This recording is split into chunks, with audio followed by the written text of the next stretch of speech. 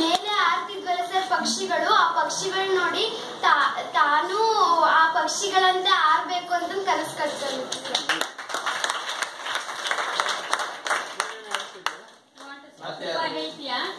ನೀವು ಹೇಳಿ, ಕೈ ಎತ್ತಿದ್ರಲ್ಲ. ಅಬ್ದುಲ್ ಕಲಾಂ ಬಗ್ಗೆ ಯಾರಿಗೇನ್ ಗೊತ್ತಿದೆ ಹೇಳಿ. ಅದು ರಿಪೀಟ್ ಆದ್ರೂ ಪರವಾಗಿಲ್ಲ.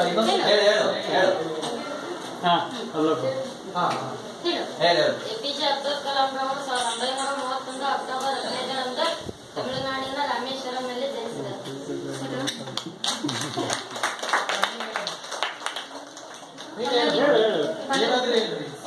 ಇಲ್ಲ, ಕೈ ಎತ್ತಿದ್ದ. ಅವರು ಸಮುದ್ರ ತಳದಲ್ಲಿ ಕುತ್ಕೊಂಡು ಅಲ್ಲಿ ಈಚು ಹೊಡಿತಾ ಇರೋ ಪಕ್ಷಿಗಳನ್ನ ನೋಡ್ತಾ ಈ ತರನೇ ನಾನು ಆಗ್ಬೇಕು ಅಂತ ಅವರು ವಿಜ್ಞಾನಿ ಆದ್ರು ಸರ್.